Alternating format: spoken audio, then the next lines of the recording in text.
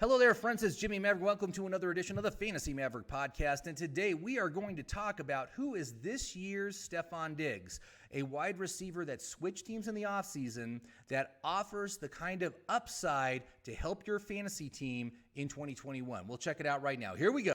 Listen up. It's time for the Fantasy Maverick podcast, starring the guy who's going to help you win that fantasy championship, Jimmy Maverick.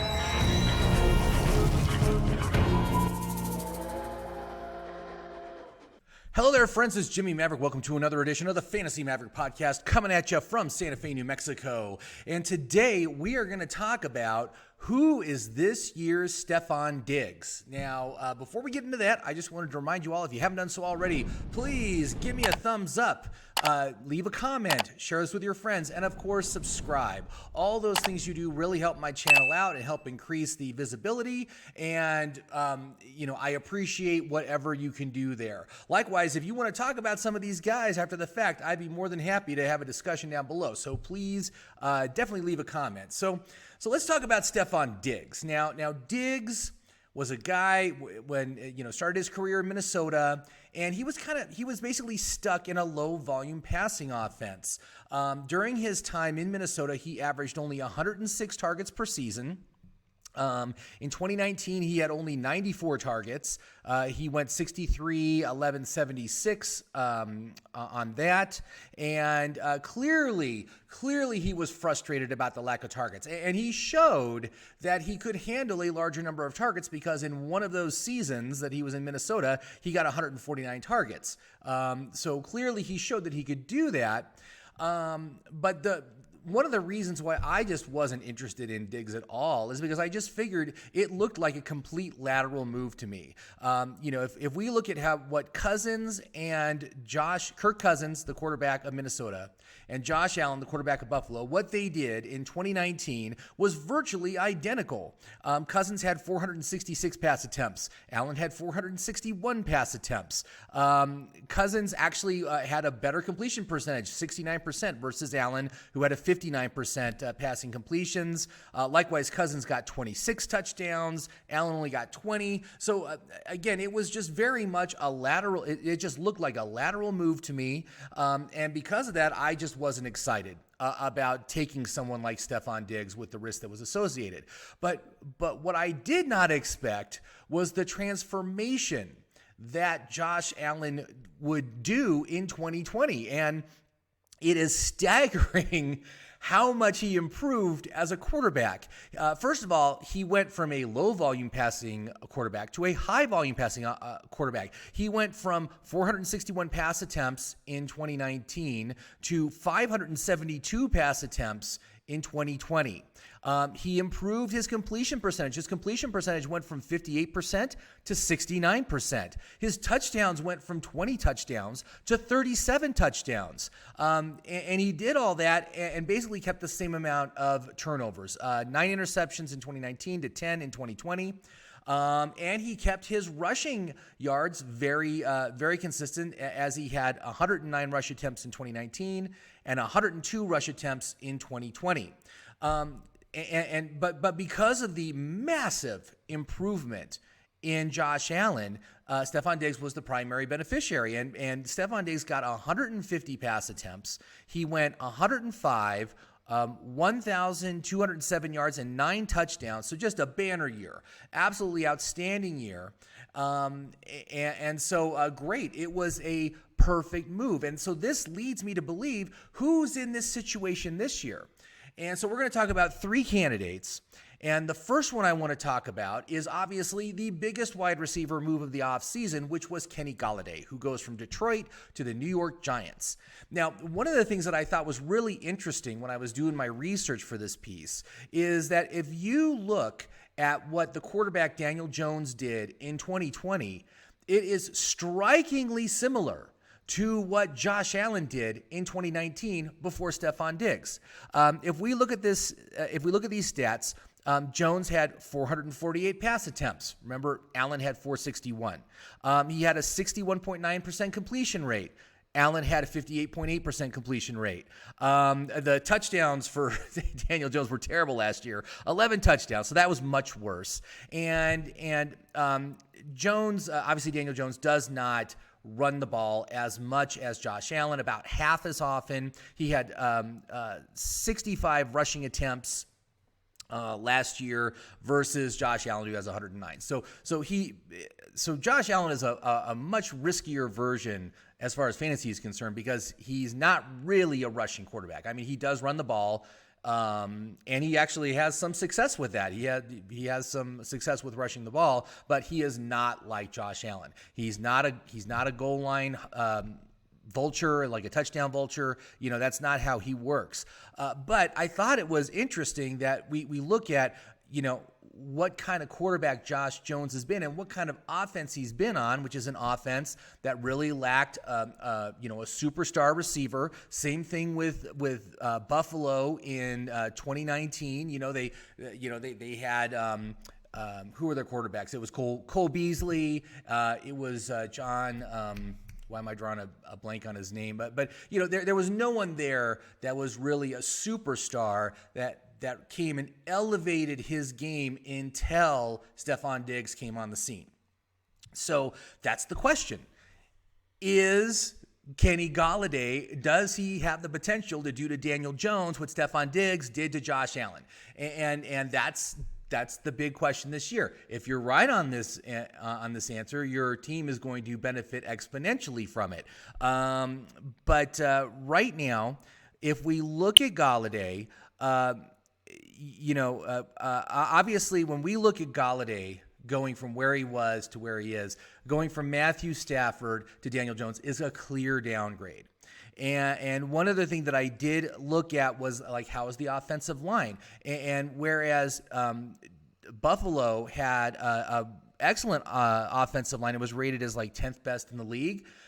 For the upcoming season right now, the Giants are rated as having the worst offensive line in the NFL. They are 32 out of 32. That's not really encouraging for a quarterback being able to develop as you would hope him to.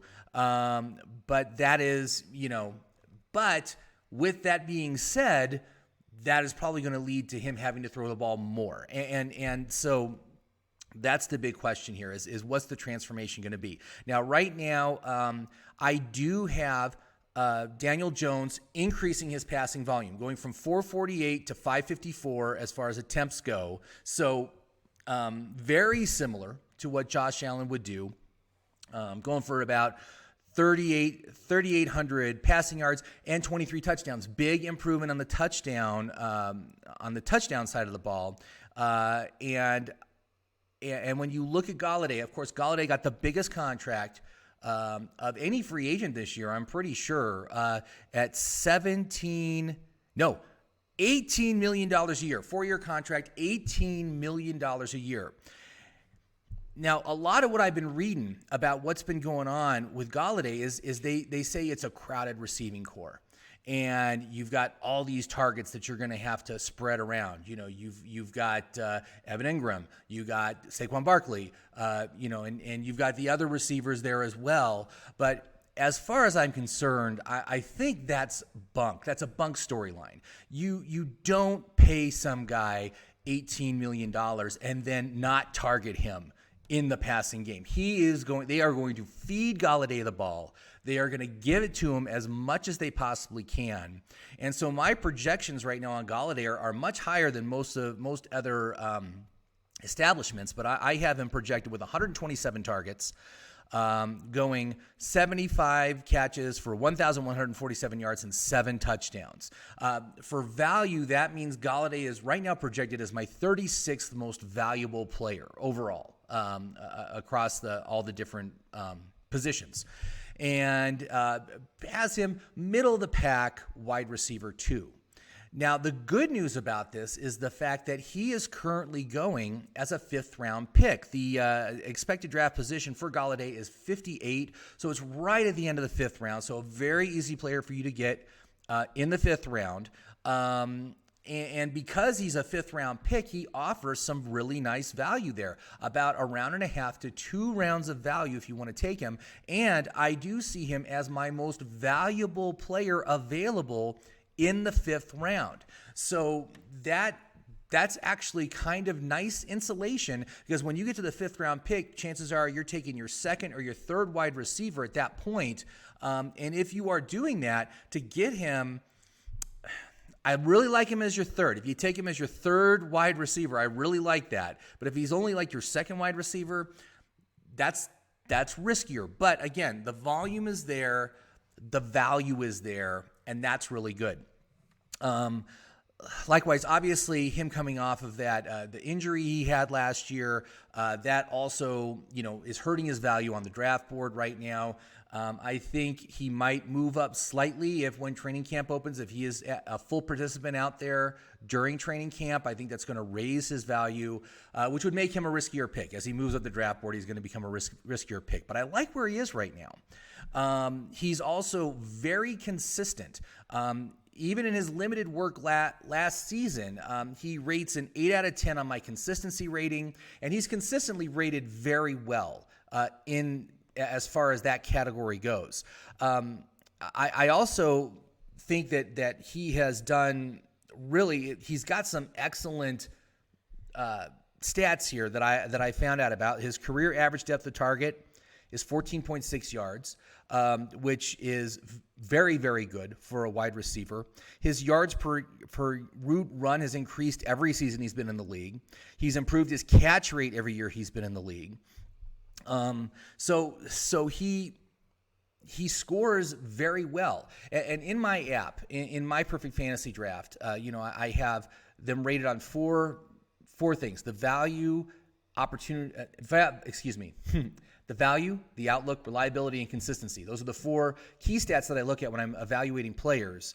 And he rates well on 3 of them. We've already talked about the value part, and his consistency, very good on consistency. His reliability is mid because he missed a lot of time last year, but in the prior 2 seasons, he only missed 1 game. So that's also very encouraging. But the thing that just kills him is the fact that he is going to a new team. He's moving to a new team. It's a new offensive system. It's a new quarterback. It's an unproven quarterback.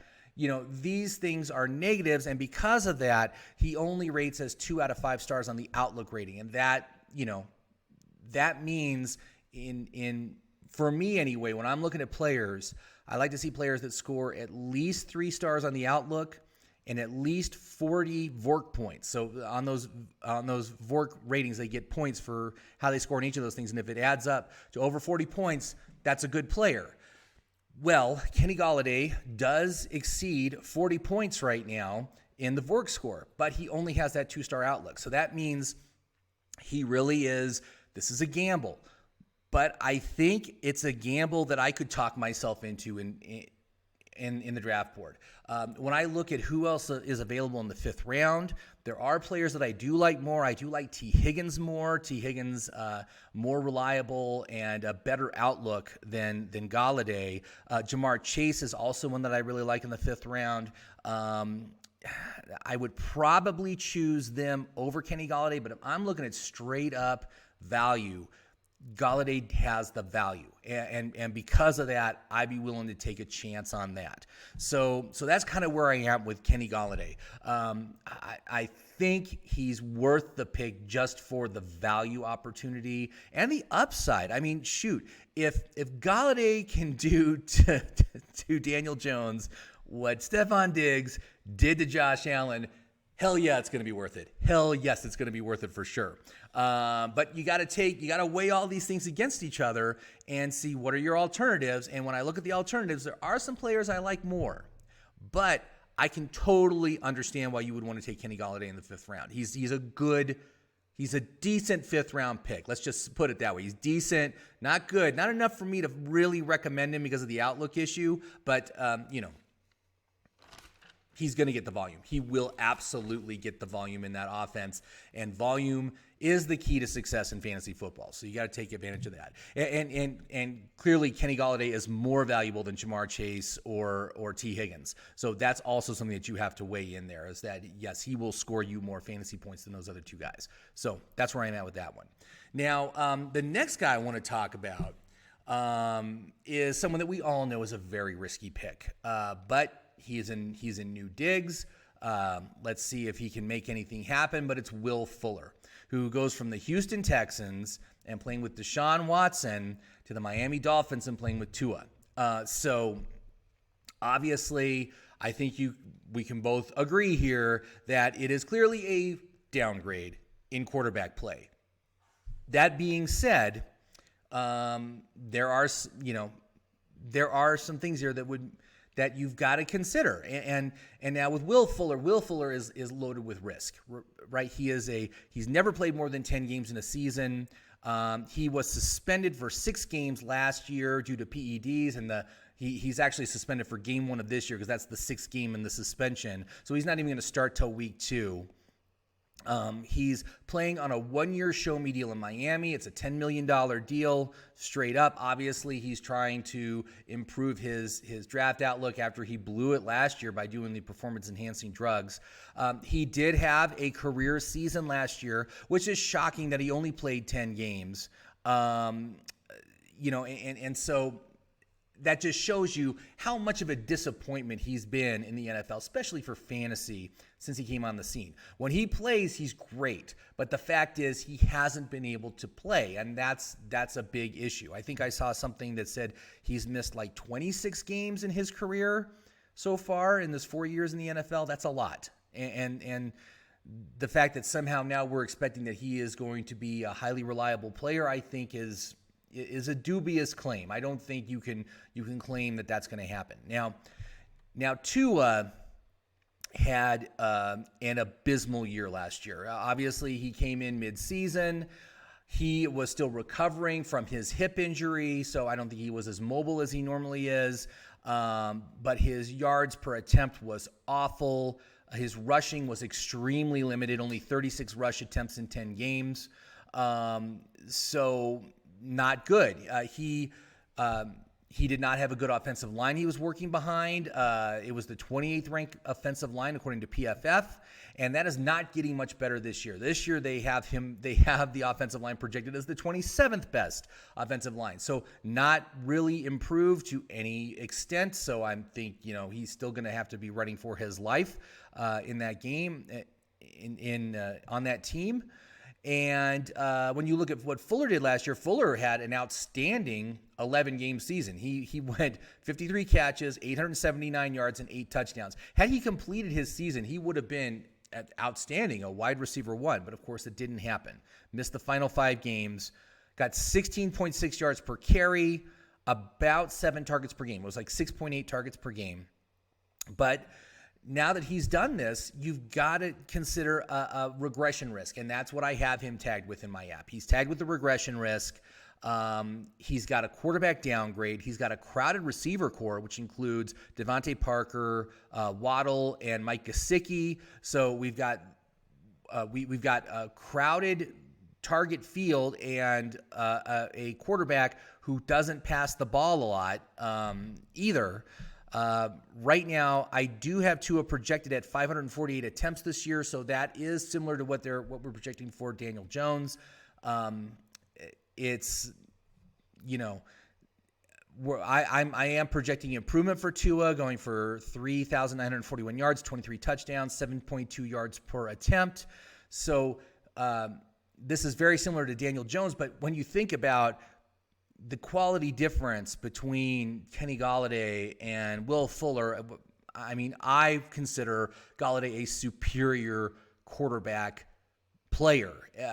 Superior wide receiver to someone like Will Fuller. Not to say Will Fuller is bad, but Will Fuller is just, there's a lot of stuff you got to consider when you're going to consider Fuller. I do like the fact that Fuller is not coming off an injury, so that's good. He's not recovering from an injury right now.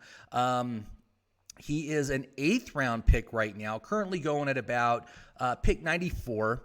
And he does offer decent value. I have him valued as the 78th most valuable player overall. So, you're getting about a round and a half of value if you take him. And his consistency rating is pretty decent. It's pretty good. When he's on the field, they're targeting him and they're giving him consistent work, which is very good. But the low reliability and the poor outlook, just based on all these negatives that we're dealing with here, with him moving to a new team, new quarterback, unproven quarterback, regression risk, getting the big contract, it gives him a terrible outlook. His outlook right now is only 1 star out of 5, and frankly, I just don't think I could roll the dice on Fuller for season-long fantasy. Now, as far as I'm concerned, Fuller is a daily fantasy play. He's a guy that you could absolutely put in your lineup for daily fantasy matchups. He has a very high ceiling, and he's going to be always available at a discount because of people's impression of him. That's where I see him. And when I look at who else is going at this point in the draft in the 8th round, you got players like Brandon Cooks or Laviska Shenault, or even the next guy I'm going to talk about. But I would prefer to have them over Will Fuller. I just don't think he's going to make it through the season. And for season-long fantasy, that's an important issue for me. Reliability is a very important issue for season-long fantasy, and Will Fuller doesn't have it. So because of that, I am going to pass on Will Fuller being able to pull a Stefon Diggs. Now, the third guy, again, is one who I like better than Will Fuller, going at about the same point in the draft. And again, another intriguing choice that's in a slightly better situation, and there could be a nice return on investment here. But I'm talking about Curtis Samuel, who goes from the Carolina Panthers, where he was basically the wide receiver 3, to Washington Football Team, where he is now the wide receiver 2. So that's a good thing. He's only behind Terry McLaurin for targets on that team. And so I think that's going to help his opportunities during the course of the season. That's a good thing. The best way I can describe Curtis Samuel as far as fantasy football is concerned is he is a chronic underachiever. And you've got to resist the urge to fall into the training camp hype that you're going to start hearing this next week, because he always kills it in training camp. Last year, again, I was super excited for Curtis Samuel, but then that started to fade in favor of Robbie Anderson. Robbie Anderson is the guy I ended up taking. And, Curtis Samuel, although finished with a stronger season than Robbie Anderson, it took till about the second half of the season for him to emerge. So take that as you will. But, he's reunited with Frank Reich, his head coach. Last year, obviously, was a contract year. He went 77 catches for 851 yards and 3 touchdowns on 97 targets. He also had 41 carries for 200 yards and 2 more touchdowns rushing. He was the wide receiver 22 overall last year. And when I look at regression risk, he is a big candidate for regression risk, because this was a career best season for him. In prior years, he's only gotten about half the rushing attempts, usually about 20. And like in 2019, he only got 54 catches for 627 yards and 6 touchdowns. So, and he was the wide receiver 34 in 2019. I think that's a more accurate projection for what he's possibly going to do on the Washington Football Team this year. I do think that Fitzpatrick is an upgrade over Teddy Bridgewater, just for the chuck it mentality that Fitzpatrick has. Love Fitzmagic. I love him. Okay, so, and also, unlike the other players, Samuel is a 2, whereas Fuller and Gallaudet are coming in as 1s. So, that's, you got to take that as you may. He's not going to receive the kind of volume that these other guys are going to get, because he's the number 2 option. But it is an upgrade for him because he was the number 3 option last year. I have him currently projected with 101 targets, going 69 catches, 816 yards, 5 touchdowns, along with 21 carries for 119 yards and an additional touchdown. That makes him my 74th most valuable player, very similar to Will Fuller's projection as far as that is concerned. And he offers nice value because he's going at a draft position of about 99, pick 99. So again, we're talking about a round and a half of value by taking him.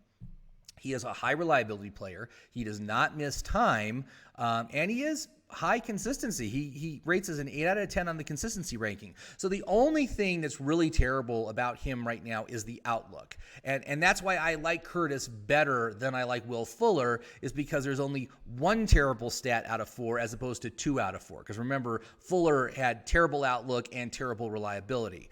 Samuel doesn't have that. But again, the outlook is only 1 star. He's got all these negatives. New team, new offensive coordinator, a big contract hangover, a regression candidate. So because of that, he only gets 1 star on the outlook. But like Kenny Gallaudet, he scores very well on the VORC score. So he's not hitting that three-star goal I like to see for players to recommend them. But he hits on the VORC score as a marginal pick. I got his VORC somewhere in the high 30s to low 40s, depending on where you pick when you take him in the 8th round. So he is a decent option, and you can't deny the value that he's going to bring. And this is a relatively low-risk play. I mean, when you get to the 8th round, chances are you're taking your 3rd wide receiver or your 4th wide receiver, like a bench wide receiver. Shoot, getting Curtis Samuel for my bench, I got no problem with that. I think that's a good choice, and I think he's a better choice than Will Fuller. Do any of these guys have the chance to do what Stefan Diggs did? I think only Kenny Gallaudet has that kind of upside capability that he could do what Stefan Diggs does. But he's a riskier play because he's a 5th round play.